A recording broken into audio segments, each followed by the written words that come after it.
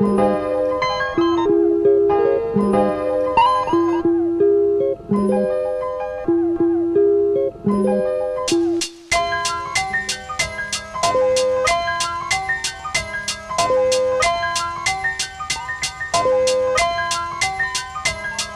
is pursuit for some happiness. Where is the golden gate? My vision getting covered. Destruction on every block, even in the suburbs. Cats on the milk crates. Our happiness is everywhere in the cracks of the planet Earth. We all have some earth pain. Every color the same. The slums have the worst conditions in the third world. Little girls surfing some brand up in Thailand. Where is the happiness? Our life is messed up. We don't have control. Birth and circumstance, belly of the beast. Only the strong survive, so keep your head up and don't beat your head on the floor. Live your life, things will get better. Hope for the best, but don't stay stuck with hope. Make it happen, escape and concentrate. Strategy, measurements, and learn what you up against. Measurements, learn what you up against. Life signs, it's all in designs. Happiness comes from within at times. We all in the same place, the same race, same pursuit, but we knocked it off route. Life signs, it's all in designs. Happiness comes from within at times. We all in the same place, the same race, same pursuit, but we knocked it off route. I open books and scrolls, the saga unfolds, so we continue. Superstar songwriting duo, platinum and gold plaques. I don't know if y'all can see it back there, but you'll probably viewed it earlier. It's all good. The Poindexters. Now right here we got Miss Jackie. Say hello, Miss Jackie. Hi, America. This is Jackie Poindexter here. That's a singer voice. You hear that? So sweet. Woo! And Mr. Bob, Mr. Robert Poindexter. How you doing today, sir? Okay, just call me Bob. Hey, Bob! Okay. Hey, Bob! Okay. Bob is in the house. Okay, Mr. Franky, man. So what's Well, everything is good. I want to thank you guys for having us on the show, you know, giving us the voice, putting a face to the voices, you know, and that's so wonderful. Definitely. So I see y'all. You definitely all go back. You don't have to keep doing that, Franky. Okay, well, you know. In case y'all don't know, y'all listen to the radio show on DRTYBSMNT. You know what I'm saying? We got it locked down. This is King, Franky Buzzert. We rock with 907 Jams, Hooker Radio. Definitely, we all on all platforms online. And Franky Buzzert, normally he's in the air, but obviously you landed. Yes. And my stomach was messed up from eating some dead carcass. Anyway, that's neither here nor there. But you know what? But we about to be superstars. The superstars. So why you getting me? You got that file called Jay-Z. You know you use their samples too. Say word. I might do it. All right, so maybe we might get a little history on that. But yeah. First of all, how did everything begin? Well, it's interesting. You know, I'm originally from Chicago, Illinois.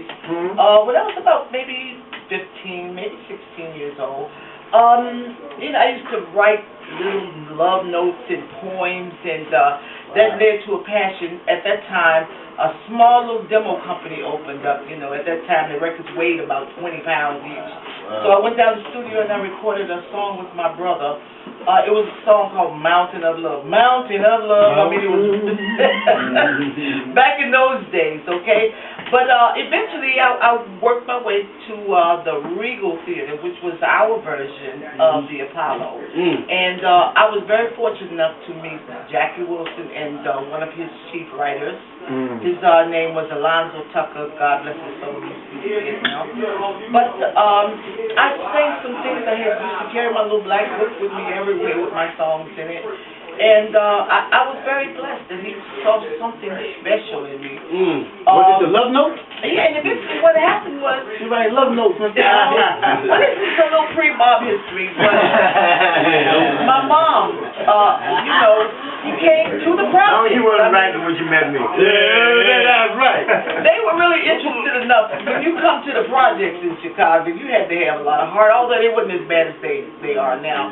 Right. But I'm from the Robert Taylor home, so that's for the, you know, the old Robert Taylor. They don't exist anymore. Okay. But my mom, she signed papers for me to come to New York at a very early age.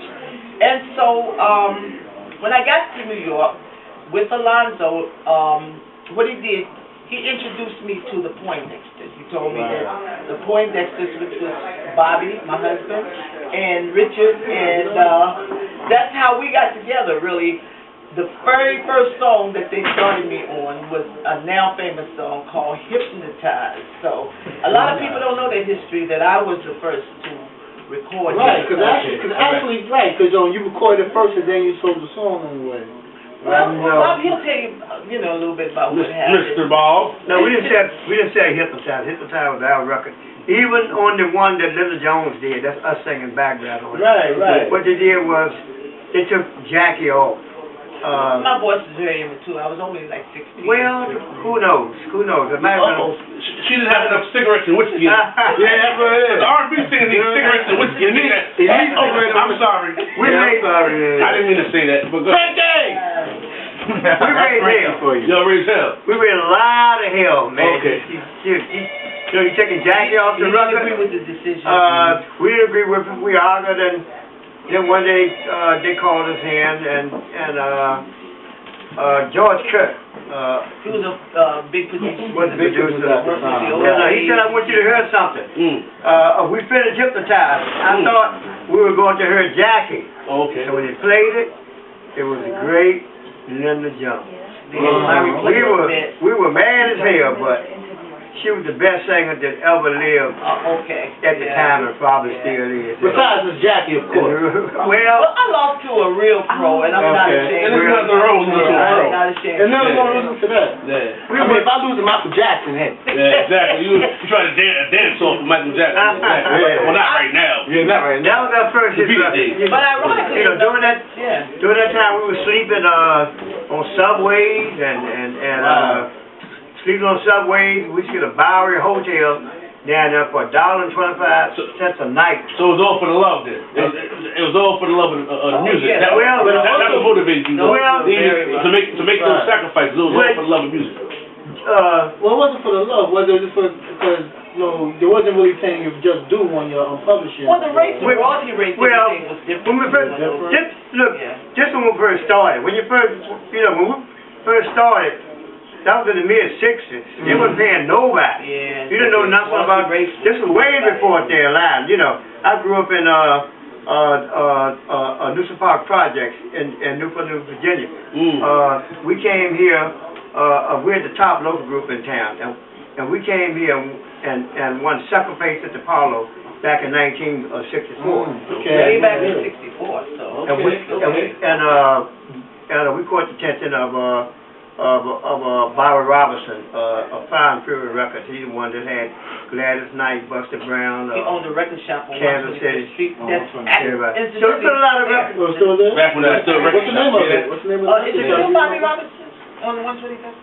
I think they closed. And that's 125th Street in Harlem, New York. Right. And I also want to reiterate the fact that he said, for all up-and-coming artists that's thinking properly with your brain, your first deal, man, is not always going to be crazy ill.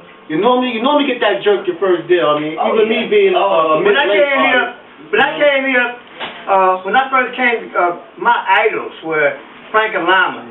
He was the first Michael Jackson. Clyde McSpatter. He was the first Drifters. And Tony Williams, the Platters. Okay. The Platters. I've heard those names. They were my mother.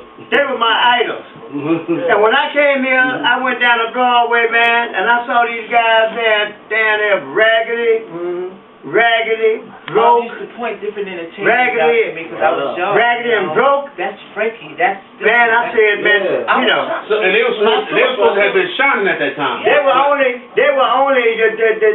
washed up in Newport News. You hear their records, and then I realized they were only like in their late 20s or something like that. They had been ripped off everything. I said that could never happen to me.